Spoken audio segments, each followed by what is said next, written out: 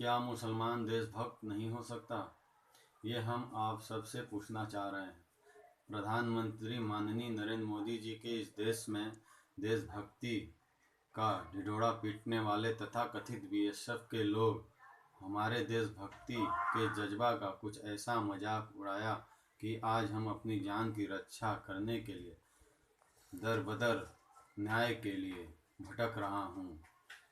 मैं नंबर 10-25-59-86 आरक्षक इरफान अहमद रंगियापोता में तैनात दिनांक 15/1/2016 को सुबह 8 बजे मेरे कमांडर ने मुझे आदेश देकर ज़बरदस्ती 50 बांग्लादेशी इंडिया में घुसाया, जिससे मैं कमांडर को बोला, सर ये गलत है। उन्होंने बोला, फ़ौज में तुम्हारा पढ़े लिखा का काम है, तुम्हारा नहीं।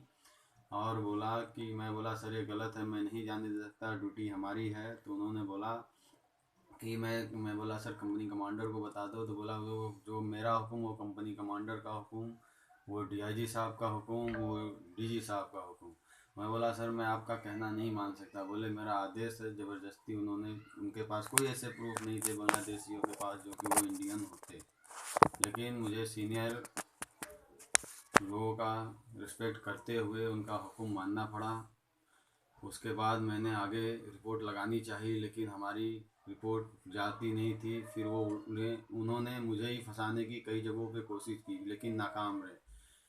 ऐसे लंबे समय गुजरते गए। फिर दिनांक 19/4/2016 में मुझे वो लोग ज़बरदस्ती फंसाने की कोशिश किए, जहाँ से मैं भाग निकला।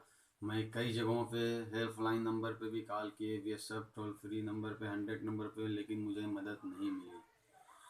फिर उसके बाद मैं वापस बटालियन मुख्यालय में गया सेक्टर के बताए हुए माध्यम से। तो उन्होंने मुझे 21/4 को मुझे क्वार्टर गार्ड ज़बरदस्ती जेल में डाल दिया गया, जिसके उपरांत मुझे वहाँ पे बहुत सारे टॉर्चर किए गए और अपने खिलाफ़ सबूत मांगने लगे। मैंने क्वार्टर गार्ड में जाने से पहले मैंने अपने इंस्पेक्टर जनरल आईजी साहब से भी कॉल पे बात की थी, लेकिन उन्होंने भी बोला, अभी मैं मीटिंग में हूँ, कोई संपर्क, अभी कोई आपकी समस्या नहीं सुन सकता।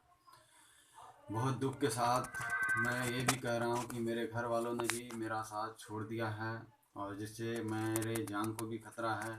लेकिन फिर एक बार वीडियो के माध्यम से मैं अपनी बात गृह मंत्रालय और डायरेक्टर जनरल बीएसएफ के अधिकारी के पास भी पहुंचाना चाह रहा हूं। अपने माननीय प्रधानमंत्री जी को भी, नरेंद्र मोदी जी को भी पहुंचाना चाह रहा हूं, पहुंचाने का प्रयास कर रहा हूं। अगर मेरी आवाज़ मोदी जी आपको सुनाई दे तो आप मुझे न्याय दिलाने की कृपा प्रदान करें, क्योंकि जब आप प्रधानमंत्री पद पे बैठे थे तो मुझे ही नहीं, मेरे पूरे देशवासियों के जितने भी फौजी मेंबर थे, सभी को गर्व था कि अभी आए हैं, कुछ अच्छा काम करेंगे और फौजी लोगों के बारे में सोचेंगे।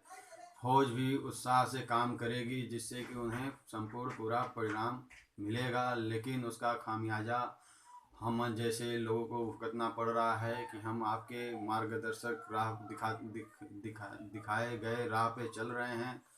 और जैसे अभी हमारे उस्ताद तेज बहादुर जी भी जैसे खाने का रिपोर्ट किए, बाकी कई लोग आपस में झुलझ रहे हैं, मारे जाते हैं, कहीं ना कोई कारण से परेशान रहते हैं। तो मुझे पूरा यकीन के साथ मैं ये कह रहा हूँ आपसे कि भ्रष्टाचार ने अपनी पकड़ बीएसएफ में पूरी तरह बना ली है, जिससे मैं आपसे एक बार फिर से अनुरोध कर रहा हूँ, कृपा करके आप इस चीज़ पे ध्यान दें कि जिससे हमारी फ़ौज बची रहे और हमारा देश भी सुरक्षित रहे। और मेरे जान को खतरा है, फिर भी मैं ये जानते हुए अपने आप वीडियो के माध्यम से आप तक आवाज़ पहुंचाने की कोशिश कर रहा हूं। जय हिंद, जय भारत।